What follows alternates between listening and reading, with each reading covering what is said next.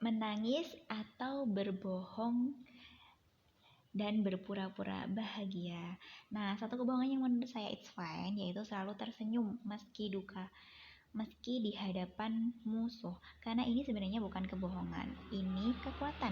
Sebagaimana Rasulullah yang selalu tersenyum di hadapan manusia, tapi terseduh merendah di hadapan Allah. Jadi menurut kami gak apa-apa sebenarnya kita berbohong bahwa kita merasa baik-baik saja di hadapan manusia gitu. Karena ini sebenarnya bukan kebohongan, melainkan ini kekuatan. Terkhusus bagi kita perempuan ya.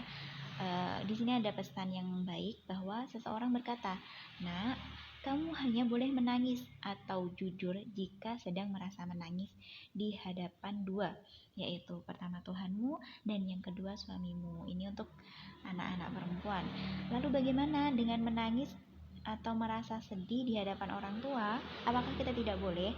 Sebenarnya kami menyarankan bahwa jangan menambah beban kepada orang tua ya, karena orang tua pasti merasa lebih susah ketika anaknya susah. Jadi di sini maksudnya ketika kita merasakan sedih di level 50, orang tua kita, guru-guru kita pasti akan merasakan kesedihan kita di level 100 gitu, karena saking kasih sayangnya beliau kepada anak-anaknya. Setiap orang tua biasanya tidak menginginkan anak-anaknya kesusahan, bukankah seperti itu? Jadi menyembunyikan kesedihan kita di hadapan orang tua merupakan upaya menyenangkan orang tua, asal kita juga sadar dan kita memiliki langkah-langkah nih bagaimana untuk menyelesaikan problem ini gitu ya. Dan ketika orang tua kita senang, insya Allah kehidupan kita pun juga lebih mudah gitu, karena bagaimanapun perasaan orang tua dan perasaan anak itu nyambung gitu ya. Jadi ketika orang tua senang, semoga dengan niat kita menyenangkan orang tua tadi, kehidupan dan masalah kita pun juga bisa terselesaikan. Kecuali kita sedang menghadapi masalah yang pelik gitu ya, itu lebih baik kita bertanya kepada guru yang kita anggap bahwa beliau bisa menyelesaikan masalah kita dengan sebaik-baiknya, seperti itu.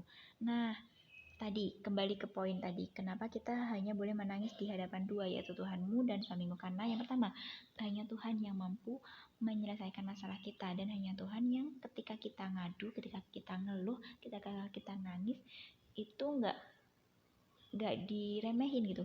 Kalau kita mengadu ke manusia biasanya kan, aduh ini orang cengeng banget sih gitu kan. Atau kalau nggak kayak gitu, bisa jadi jika orang tersebut tidak bisa kita percayai, dia menceritakan masalah kita kepada orang lain yang sebenarnya itu aib kita, seperti itu ya.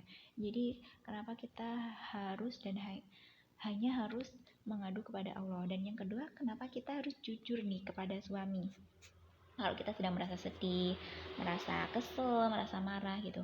Nah, ini sebenarnya berdasarkan apa yang dipaparkan oleh Dr. Aisyah Dahlan, yaitu seorang dokter pakar neuroscience, bahwa kalau kita bohong kepada suami, sebenarnya kita sendiri yang akan merasa lebih sebel gitu.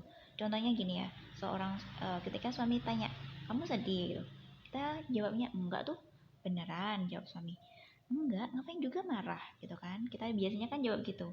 Terus suami bilang deh, "Oh ya udah kalau gitu aku pergi dulu ya."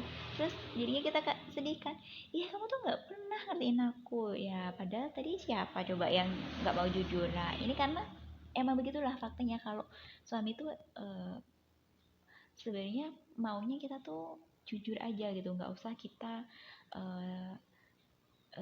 berpura-pura bertahan padahal kita sebel dan merasa sedihnya tuh ke dia gitu kan. Ya udah kalau kita memang merasa sedih, bilang aja, "Mas, aku sebenarnya sebel loh sama kamu, aku tuh marah sama kamu." Gitu. Itu nggak apa-apa gitu ya.